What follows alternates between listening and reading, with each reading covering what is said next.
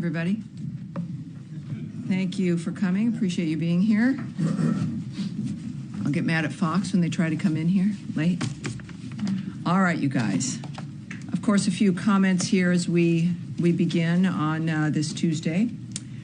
The past few days have proven that President Trump means what he says. America can be proud that we have a president who puts America first and is a peacemaker. As he said on his Truth Social, both Israel and Iran wanted to stop the war equally. It was my great honor to destroy all nuclear facilities and capability and then stop the war. Now, an update on the State Department's 24/7 efforts to assist U.S. citizens throughout the Middle East. The department has provided information and support to over 27,000 people seeking guidance regarding the conflict between Israel and Iran. The vast majority of people we are in touch with are seeking information, which we provide regularly. The State Department began assisted departure flights from Israel on June 21st. Flights have departed Israel with hundreds of U.S. citizens and lawful permanent residents and their accompanying immediate family members. We are grateful to our partners in the region and around the world for welcoming American citizens. We also extend our deep appreciation for the government of Qatar's cooperation in the defense of the Udeid Air Base, as well as our deep appreciation for the the Al Udeid Air Base, as well as the deep appreciation for the American men and women in uniform who are there and for the vital role they continue to play for U.S. and regional security. Yesterday, Iran launched several missiles against AUAB. Many of those missiles were successfully intercepted due to the combined efforts of the U.S. and Qatari armed forces. Thankfully, no Americans or Qataris were hurt. In further announcements today, Secretary Rubio has landed along with the president at the NATO summit at The Hague. As the secretary has noted, under President Trump's decisive leadership, we're driving historic change at NATO. Also this week, the United States will participate in the 55th Organization of American States General Assembly in Antigua and Barbuda, where we will engage with regional partners to advance our shared goals to make for a safer, stronger, and more prosperous hemisphere. Deputy Secretary of State Christopher Landau will lead the U.S. delegation, reinforcing our commitment to supporting Rosa Maria Paya's candidacy to the Inter-American Commission on Human Rights, addressing the crisis in Haiti, and countering the influence of the Chinese Communist Party in the Western Hemisphere. In addition, today, the Department of State's Rewards for Justice program announced a reward of up to $5 million for information leading to the location, recovery, and safe return of Mahmoud Shah Habibi. Mr. Habibi was abducted and detained by the Taliban's General Directorate of Intelligence on August 10, 2022. He has not been heard from since that time, and the so-called Taliban government has not yet provided any information about Mr. Habibi's whereabouts or condition. We encourage anyone with information on Mr. Habibi to contact +1 202 702 7843. That is +1 202 702 7843 via Signal, Telegram, or WhatsApp, or go to rewardsforjustice.net. That again is an up to a $5 million reward for Mahmoud Shah Habibi for his safe return. And again, that is rewardsforjustice.net. Sorry, Tammy, excuse me?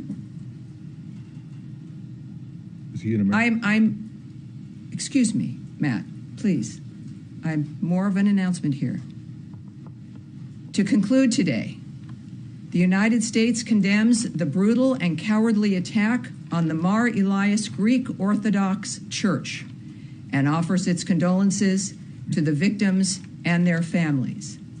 We call on the Syrian government to hold all perpetrators of violence accountable and ensure the security of all Syrians, including members of religious and ethnic minorities. As Ambassador Barrack has said, the United States continues to support the Syrian government as it fights against forces seeking to create instability and fear in their country and in the broader region. And now I will take your questions. Daphne, please.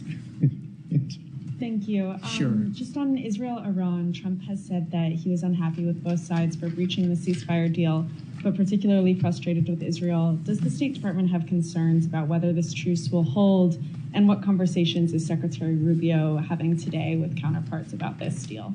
Yes, as I noted in my announcement, and actually what, of course, we always appreciate about President Trump is you never really have to guess at what he's thinking, which is appreciated. One of the most transparent men we've known. Americans in the world have watched all of this unfold, I think, in a very clear way, and certainly with the leader of the free world, of the world, really, essentially, in Donald Trump, making it clear his opinion. And this is what also, I think, keeps things moving. With any ceasefire dynamic, it's fragile. And in the meantime, of course, things did come together, and there has been quiet in that region. He did make clear his feelings about that. But as I mentioned in the opening, that he said, just a couple of hours ago, both Israel and Iran wanted to stop the war equally.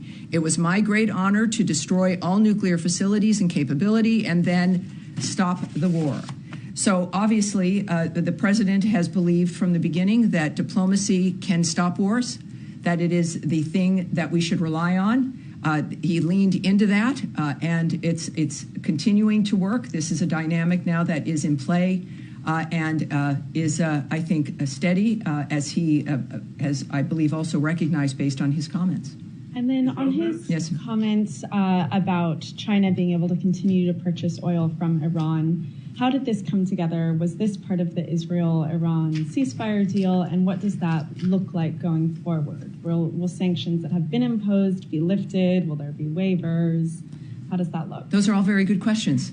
Yes, and it's obviously a very fast-moving, we've used the word fluid here many, many times, a very fast-moving environment. The president has signaled what he expects, what he is looking forward to. This is a cabinet and a government that acts to the nature of what he says and what he wants. And in this case, of course, I'm not going to discuss what that process will be, the nature of any of the applications via the various departments in this government.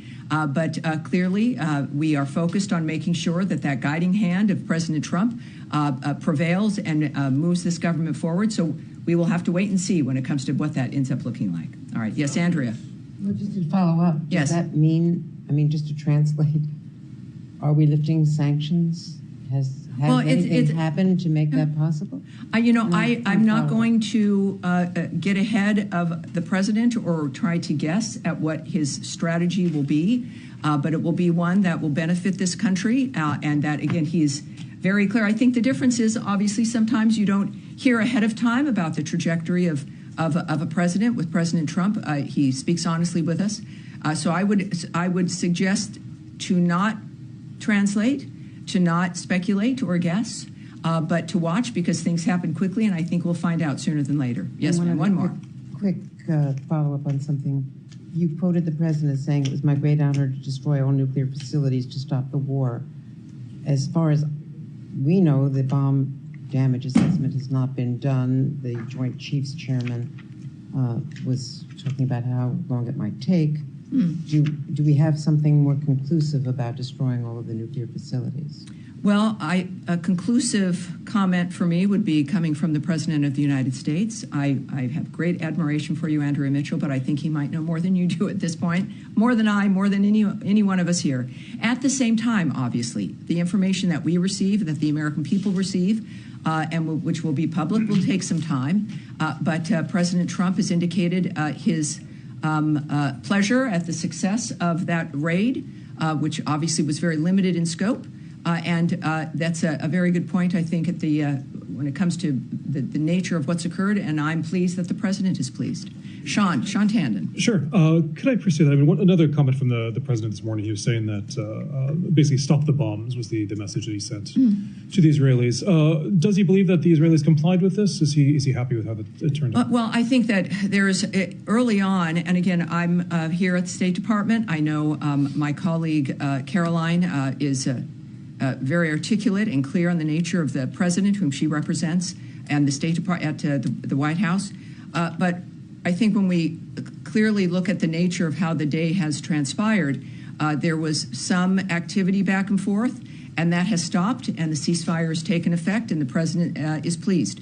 So I think we can take that as an indicator of his feeling about it at this point. Sure. One more. And I mean, they're both statements both from Tehran and from Jerusalem and Tel Aviv today. But I mean, one of the things that from the Israeli military chief was saying that this is just a phase, and they reserve the right to go back in. I mean, do you think that's consistent with the call for a ceasefire in terms of the Israeli statements on this? Well, I think the statements that we've looked at that we care about are the fact that both, certainly Israel has agreed to the ceasefire. And we believe there's a statement from Iran that has done so as well. So those are the statements that we care about. All right. Yes, sir, in the back. Right there, sir. Yes, sir. Thank you, Tammy. Obviously, pretty epic diplomatic developments last night. Yes. Can you walk us through any of the diplomatic steps that were taken that led to the ceasefire, and specifically Secretary Rubio's role? What are some of the ongoing efforts to make sure the ceasefire sticks? And then a separate but related question. The President spoke this morning about the great trading potential with Iran.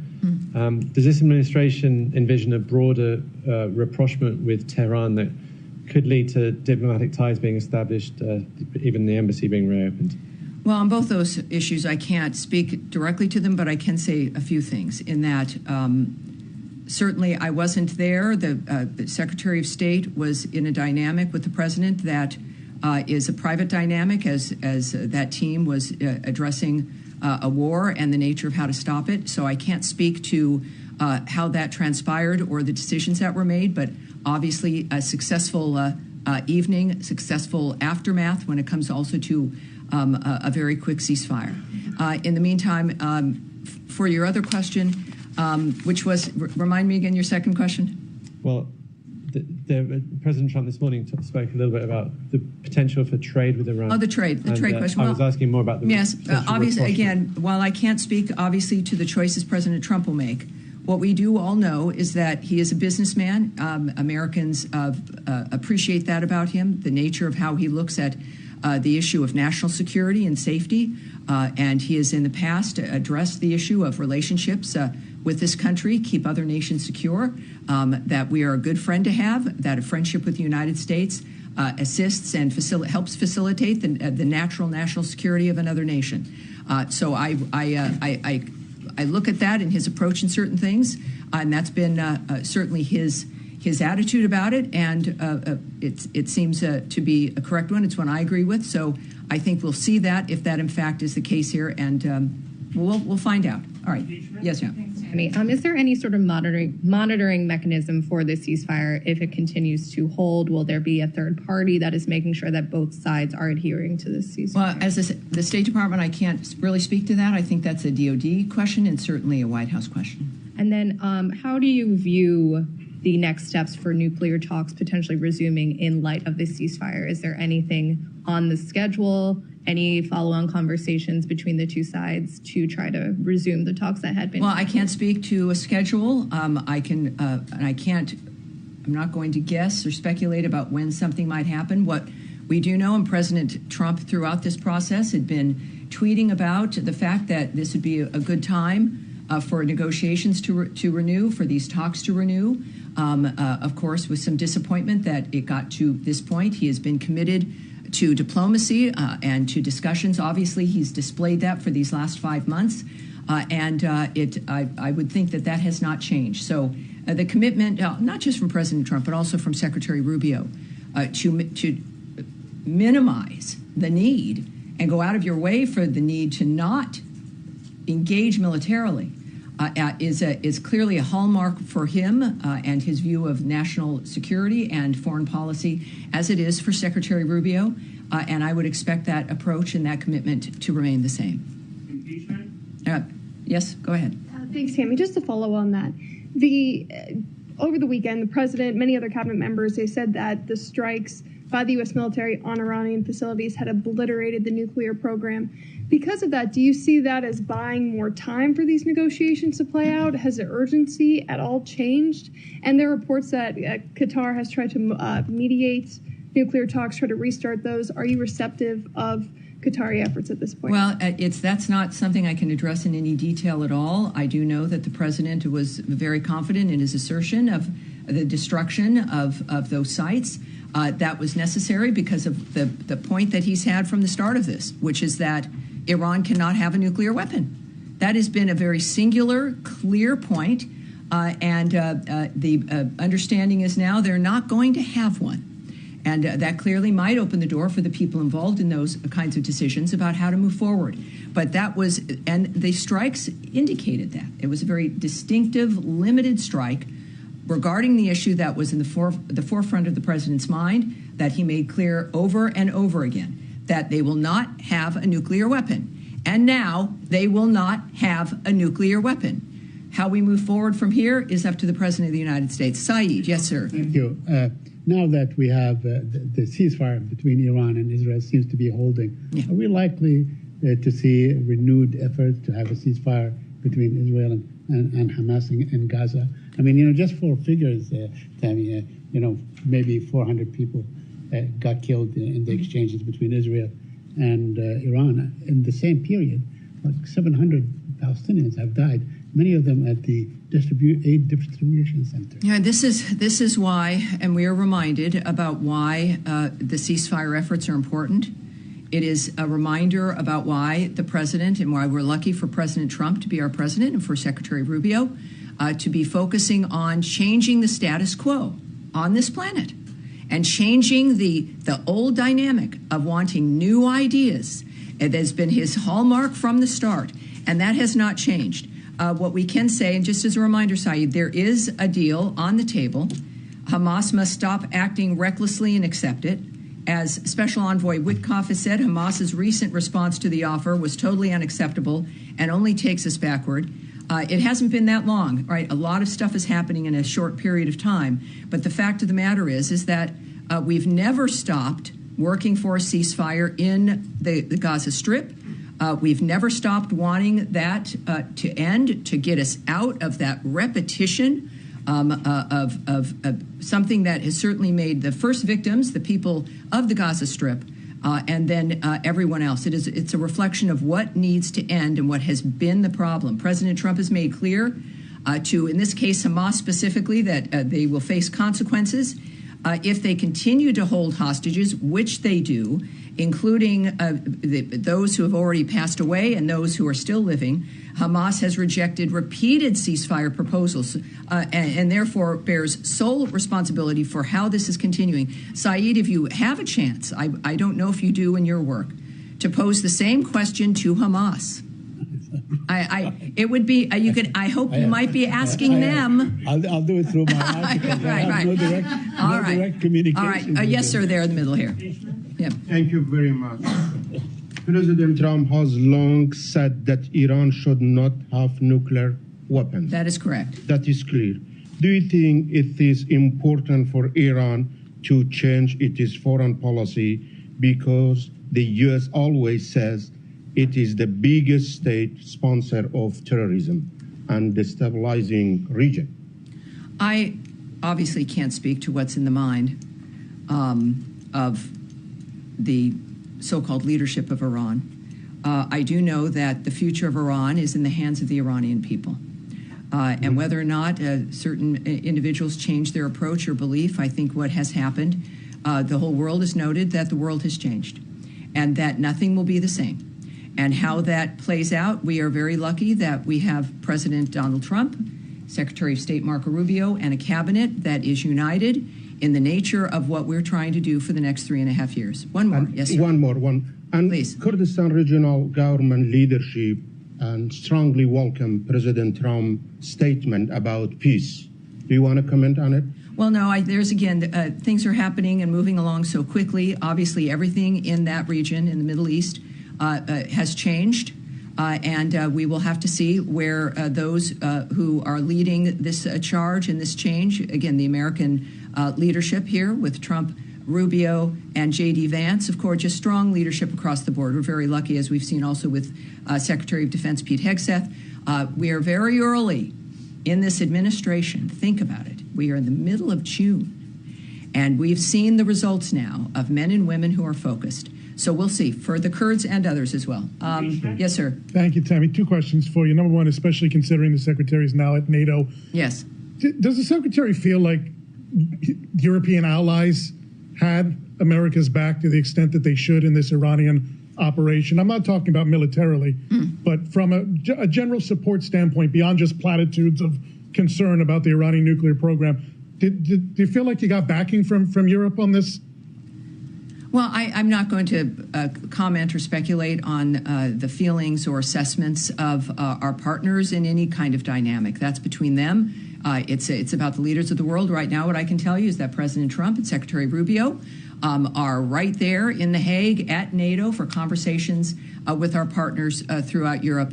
And I think that everyone expects that to be very successful. It's going to be a very exciting time. It's a perfect time for those conversations to be had. I'm not going to speculate on the nature of those any conversations or again speculate on the feelings of people either. Second question for you. Yes, sir.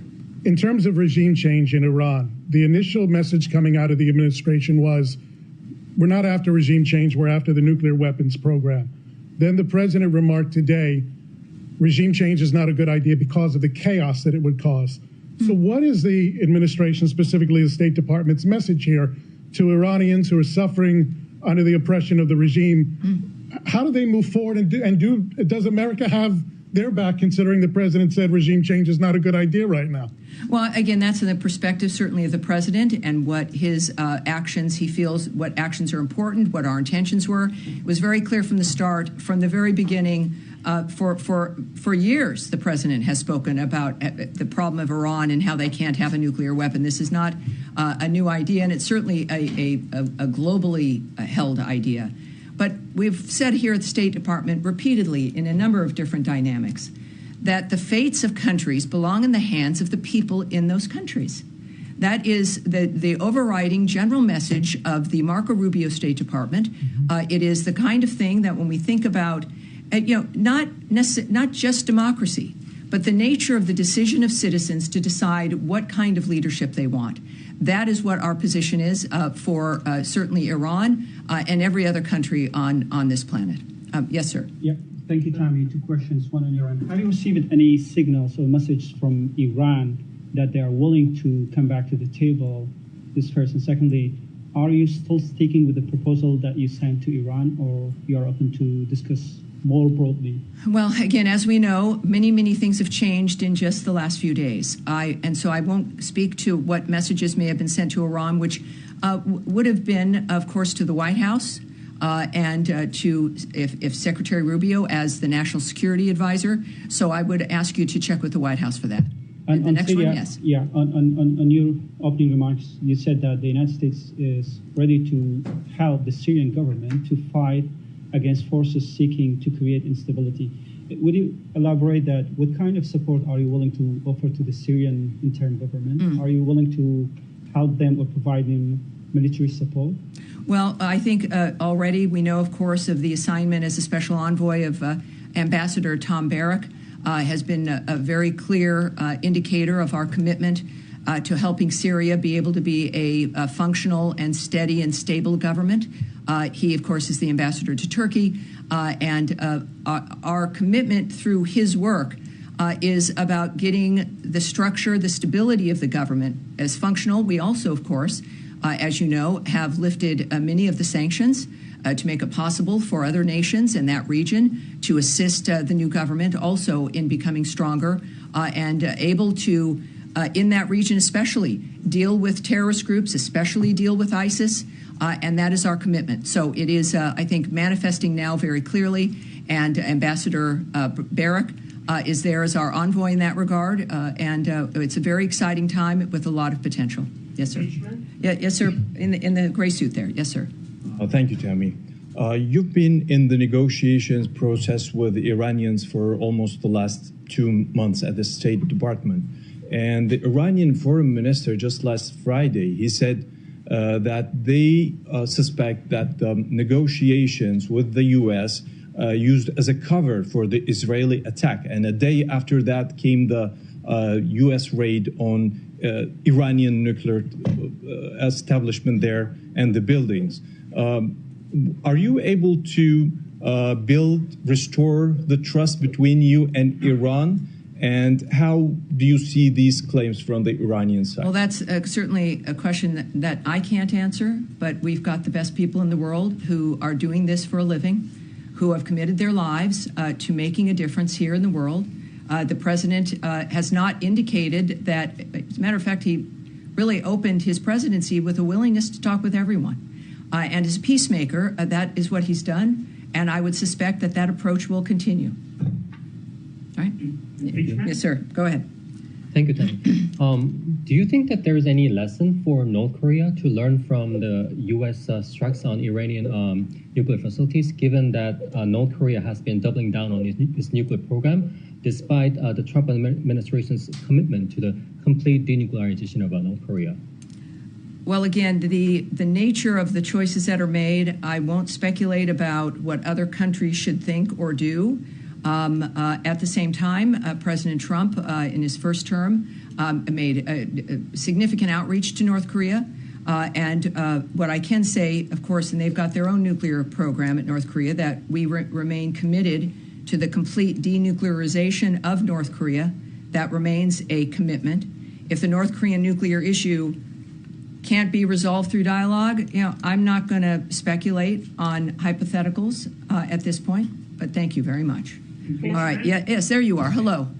Just on a follow-up on North Korea, has there been significant outreach from the State Department to the North Koreans? I'm not going to speak to any, whether they exist or not, any diplomatic efforts outside. All right. All right. And yes, go ahead. Thank you, Tammy. I just wondered whether you have any further information on reports of a drone attack that happened to multiple Iraqi military sites early this morning, local time, Tuesday, whether you know at all whether Iran was behind those drone attacks at all? I would suggest that the DOD might be the place that it might have an answer to that. Anything else? All right. Daphne? You're good? All right. And then, yes, go ahead, sir, at the end. About the material that was removed from those nuclear sites. There are satellite pictures of trucks lined out. Oh, nothing. I can tell you nothing. Just saving some time here. Yeah, I'm not going to speculate or discuss what may or may not have been removed from a particular site. Well, then can you tell us, based on what you do know, I mean, how many I can years? Talk about the English royal family. I love them. Yes, How many years would this have knocked back the nuclear program, and could that have been avoided if the U.S. had remained in the JCPOA? When it comes to what's happened with Iran, we can look back several decades about the nature of the choices that certain administrations made that helped facilitate the nature of the building of that program. Donald Trump inherited a world, he'd left a world that was at peace, and he inherited one that was tipping over. And so his commitment, and what we look at here right now, is recognizing the status of things and what needs to be done to fix them. And that's what we're focused on. All right. And Matt Lee, I have a feeling you might have a question. I vaguely remember that. Well, I did, but now it turns out that the you have a different one. I answered, so I do have a different one. Okay, good. But all I was trying to find out was whether you didn't mention it, that this Mr. Habibi was an American, which it turns out that he is. But has he been wrongfully determined to be wrongfully detained? We have determined that he has been disappeared and that he has not been heard from. And that is why there's the rewards for justice, is that he was taken and he has not been heard from since. Okay. And we are hoping that this appeal may bring forward with up to $5 million. It makes a difference in everyone's lives. Sure it does. That we might get some information about him. Okay. Then just the other thing was you had been asked earlier and yesterday, I think, about this money that is apparently going to go to fund the Gaza Humanitarian Foundation. Have you been able to uncover anything about that? Well, here's what has always been the case with the Gaza Humanitarian Foundation. I now know that I think it's close to 44 million meals that have been distributed, which is a pretty darn good record, and they continue now at 4 sites to distribute them.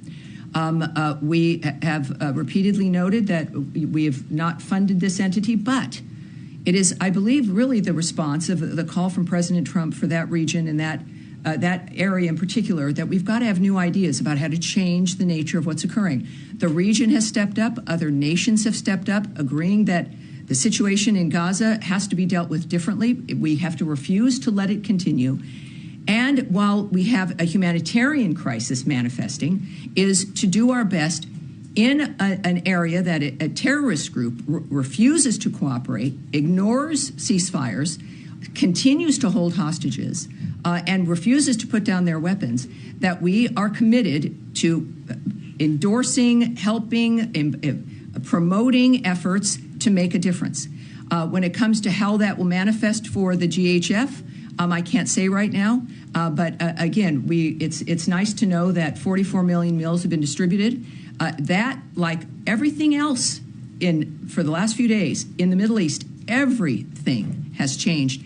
How that manifests in the Gaza Strip is yet to be determined, but I'm sure we have another briefing on Thursday, and who knows, we'll have something new at that point as well. All right, yes, go ahead. And this will be Tammy, yes. This weekend, Keith Kellogg went to Belarus and it secured the release of 14 political prisoners. Do you have any more details on those efforts? And did the Lukashenko regime get anything for releasing these prisoners, sanctions relief? I do have a few things I can say to you about that. And this is the condition of our world. This is a huge story, and it really is, comes up later, but it tells you the nature of what's transpiring. While in Minsk, the U.S. delegation led by General Keith Kellogg, Special Presidential Envoy for Ukraine, met with the leader of Belarus and his team. Special Envoy Kellogg discussed the Russia-Ukraine war and how President Trump is pushing hard to stop that war and end the killing.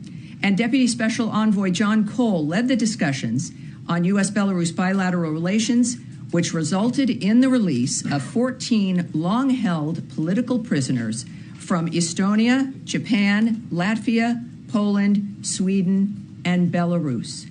And that is the result of what you can do with diplomacy, with envoys, and with a commitment to peace and freedom for people around the world. And we are blessed to have President Trump as our president, the wisdom of the American people, and of course, Marco Rubio is our Secretary of State. We are 5 months in or so to this administration, and it's an honor to be here. Thank you, everyone. I'll see you on Thursday. Thank you.